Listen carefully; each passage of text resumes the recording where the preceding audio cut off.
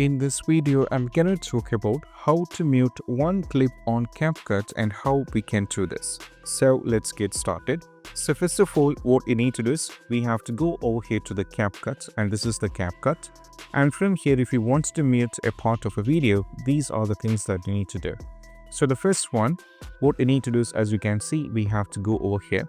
Right now, there are two scenarios that you're facing.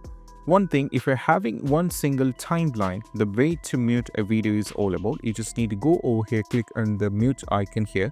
So the entire track is muted, and this is how we can do this.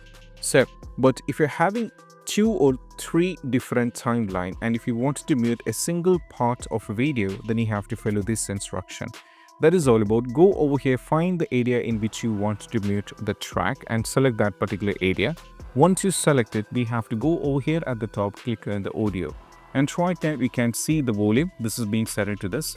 Try bringing back the volume over here like this. And once you set up the volume, you have to just go over here and you have to save it and you have to proceed. And that is how we can do this.